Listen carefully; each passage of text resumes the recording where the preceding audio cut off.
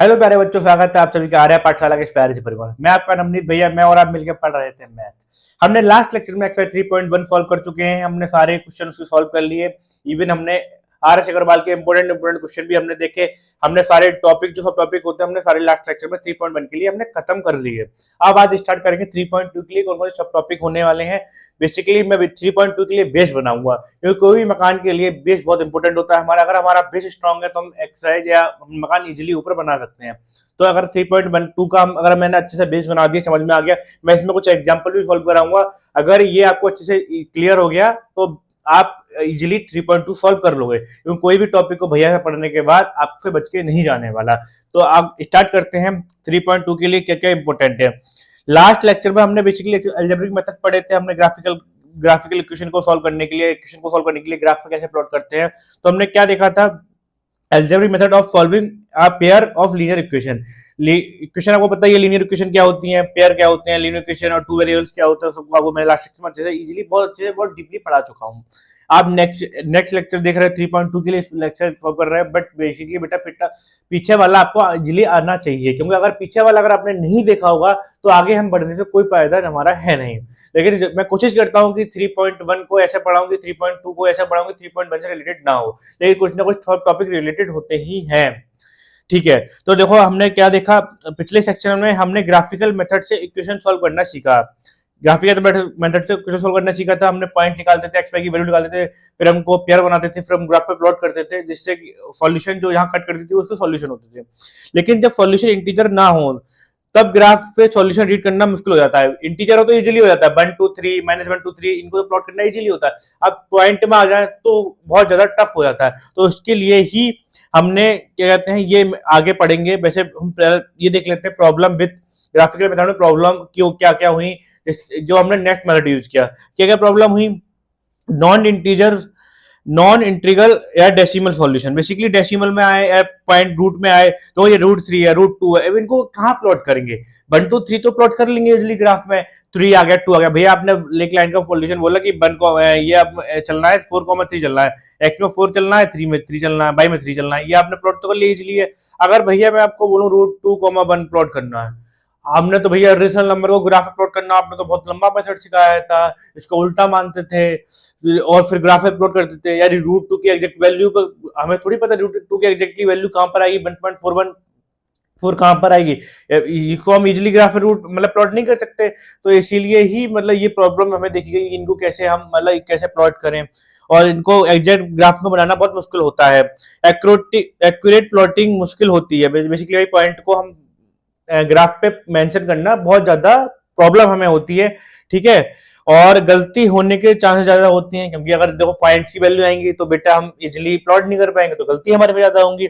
Graph बनाना time consuming है, क्योंकि graph अभी हमने लास्ट लेक्चर देखो ग्राफ वाली एक्सरसाइज हमें तीन लेक्चर में हमने डिवाइड करी। आधे घंटे का लेक्चर, फिर 45 का गया, फर्स्ट 30 एंड 40 का गया, मतलब हमने 3 लेक्चरों में हमने एक्सरसाइज 3.1 सॉल्व करी। ये कहीं ना कहीं बहुत ज्यादा टाइम कंज्यूमिंग था, बहुत ज्यादा टाइम ले रहा था। इन सब प्रॉब्लम को देखते हुए जब बड़े नंबर फ्रैक्शन या एक्यूरेट ग्राफ बनाना मुश्किल टाइम लगेगा, वो काम होता है।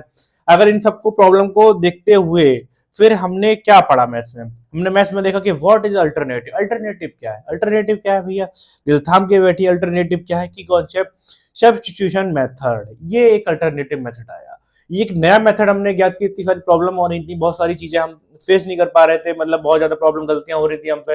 लाइक मेरे से मैं ग्राफ बना रहा था, देखो एक्यूरेट नहीं आ पा रहा था, कहीं ऊपर नीचे हो रहा था, क्योंकि हमें ग्राफ इजीली बनाना नहीं आ रहा था। तो इतनी सारी प्रॉब्लम को मद्देनजर रखते हुए हमने एक नया मेथड यूज किया, तो उसका नाम था सब्स्टिट्यूशन मेथड। सब्स्टिट्यूशन मेथड क्या होता है, substitution method is used to solve a pair of linear equation. Basically linear pair को लीनियर इक्वेशन को सॉल्व करने के लिए यूज किया जाता है। दो इक्वेशन दी होंगी, उनको हम सॉल्व करेंगे। In this method we solve one equation from one variable in terms of to other. याद है उसमें हम एक्स वाई की अगर वेरिएबल में इक्वेशन होती थी तो x equal to y minus x लिखते थे, मतलब y माइनस 4 y माइनस 3 लिखते थे, एक साइड ले जाया करते थे इक्वेशन को।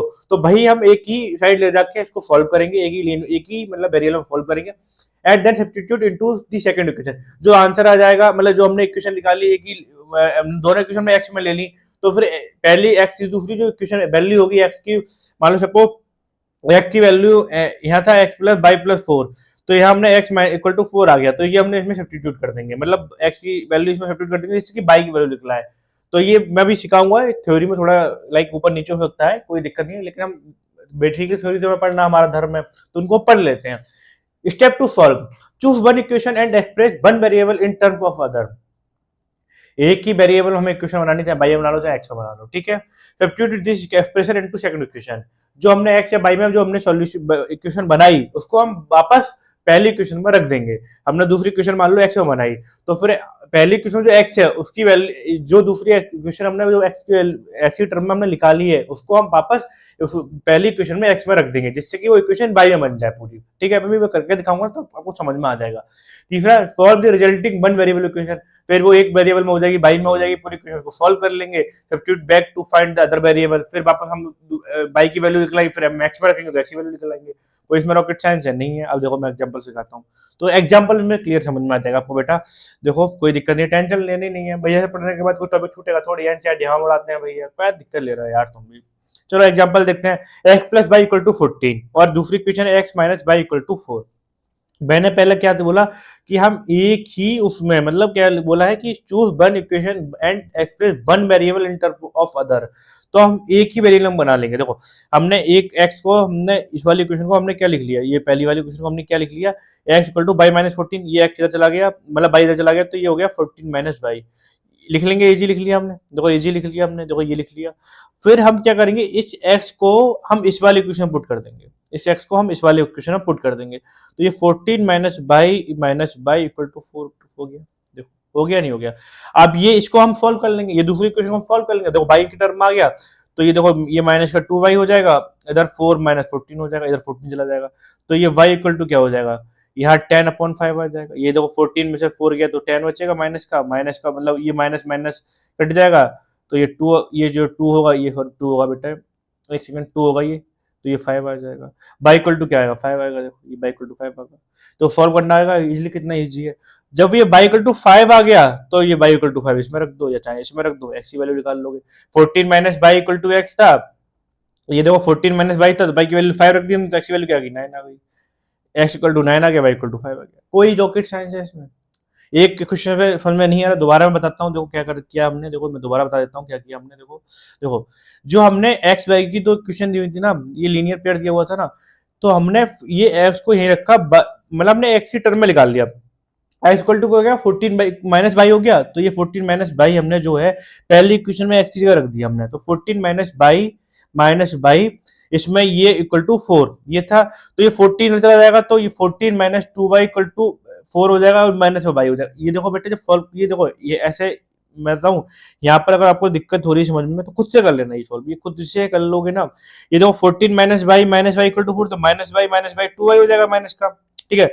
14 चल ही रहा है, 14 माइनस 2y इक्वल टू 4, तो ये 14 माइनस 2y यहाँ तक आप आएगा इजीली, और ये 2y जो है इधर आ जाएगा, और ये 14 माइनस 4 इधर आ जाएगा, ये जैसे कर लो, चाहे अगर आपको माइनस माइनस नहीं हटाना है तो ये 10 इक्वल टू 2y हो जाएगा, तो 5 y इक्वल टू 5 आ जाएगा। इसमें क्या ही आपको रॉकेट साइंस है बताओ, इसमें कोई आपको टफ है, कोई इश्यू है नहीं भैया, आप क्या रिपीट कर रहे हैं, इतना तो ईजी है, कोई दिक्कत नहीं। जिन बच्चों को नहीं आता उनके लिए एक एग्जाम्पल मैंने और लिया है, तो x plus y equal to 10 लिया है, और x plus y equal to 10 लिया है, और क्या कहते हैं, एक सेकंड इसको थोड़ा येलो कर लेते हैं जिससे थोड़ा दिखे। तो x equal to y equal to 10 लिया, 2x minus y equal to 4 लिया हुआ है, ठीक है। अब आप खुद से देखो, अब हमने क्या किया, देखो ये जो x इक्वल टू हमने 10 माइनस बाई लिखी, ये इधर चला जाएगा, ये हमने x इक्वल टू क्या लिखा, 10 माइनस बाई लिख लिया, ठीक है।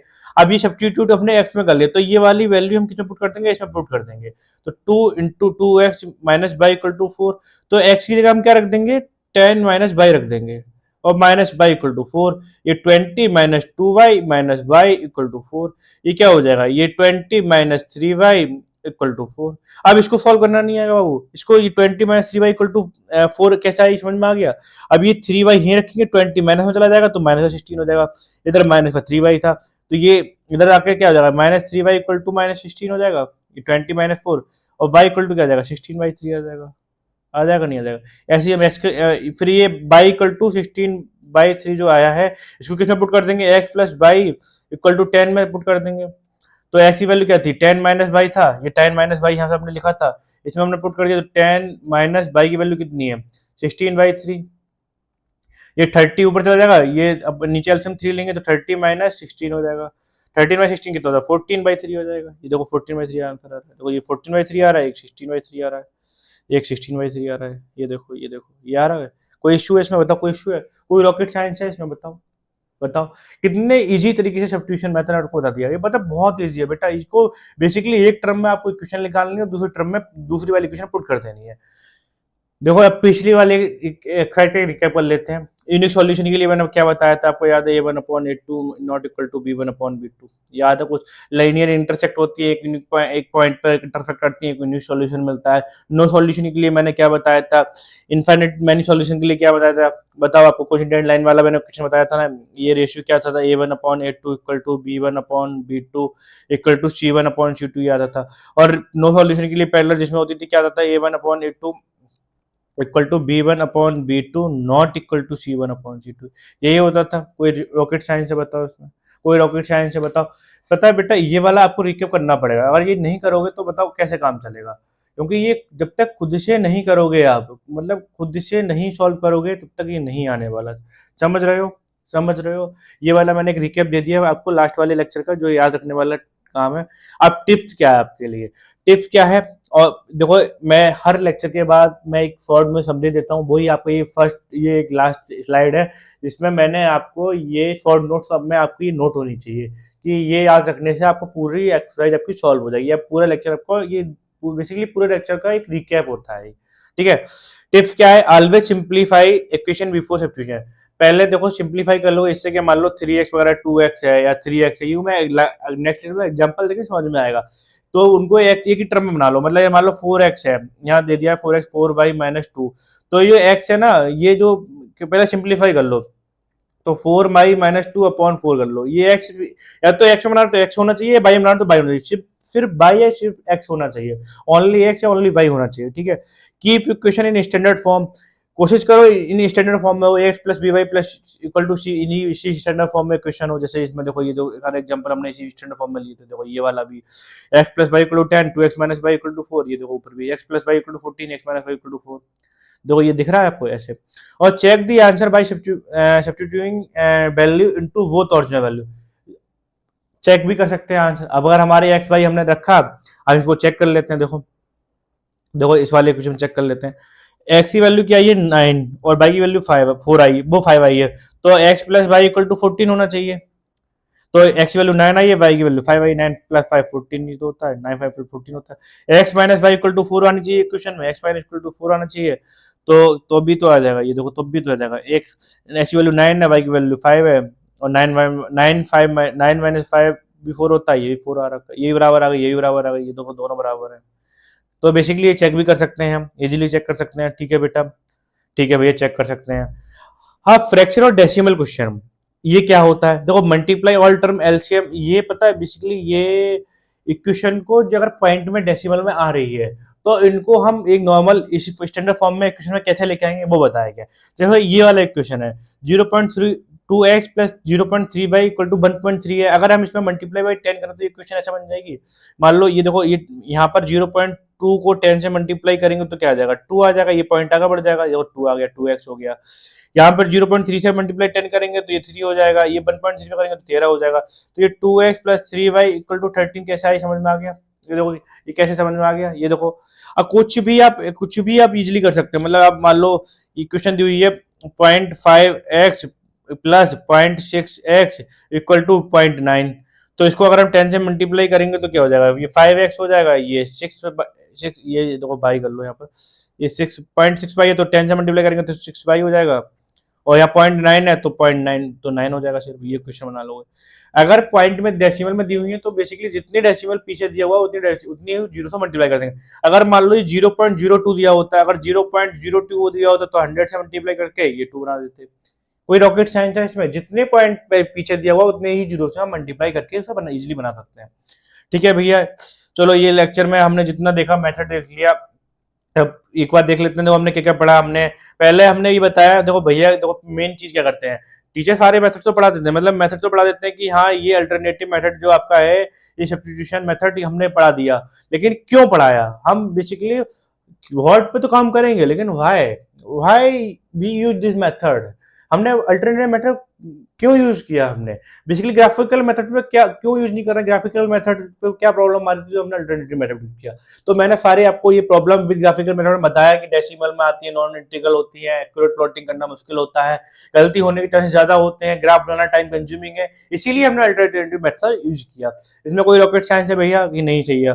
आप अगर आप नेक्स्ट लेक्चर के लिए होमवर्क बता दीजिए क्या है। नेक्स्ट लेक्चर में क्या बेटा, हम क्या कहते हैं आपकी एक्सरसाइज 3.2 सॉल्व करेंगे। इसमें हम एक्सरसाइज 3.2 सॉल्व करेंगे। जितने ज्यादा क्वेश्चन जिससे कि लेक्चर बढ़ाना हो, लेक्चर की लेंथ बढ़ाना हो, बच्चों के जो कमेंट थे कि भैया लेक्चर की लेंथ ज्यादा बड़ी हो जाती है, इसीलिए हम एक्सरसाइज 3.2 के जितने क्वेश्चन मतलब हाफ एन आवर में हो जाएंगे उतने क्वेश्चन सॉल्व करेंगे। बाकी बच्चों को नेक्स्ट लेक्चर में करा दूंगा, आप उसकी टेंशन मत लीजिए। बाकी इस लेक्चर को ध्यान से देखिए, क्योंकि अगर आपने ये मेथड सीख लिया तो आप वैसे आप पता है बेटा खुद से सॉल्व करना, एक्सरसाइज 3.2 खुद से सॉल्व करना। कोई डाउट हो तो अब मैं जो लेक्चर कराऊंगा तो उसमें फास्ट फॉरवर्ड करके आप वो क्वेश्चन आप पर्टिकुलर क्वेश्चन कर लेना। तो सारे क्वेश्चन मेरे हिसाब से इस लेक्चर के लग जाएंगे। लेकिन फ्री प्रॉब्लम आती है भैया, बैठे हुए हैं, कोई भी टॉपिक को भैया बच के नहीं जाएगा। अगले लेक्चर में एनसीईआरटी को हवा में उड़ाते हैं। चलो मिलते हैं नेक्स्ट लेक्चर में, बाकी पढ़ते रहिए, बेस्ट ऑफ लक। कोई प्रॉब्लम हो कमेंट सेक्शन में बताते रहिए, ठीक है। थैंक यू बेटा।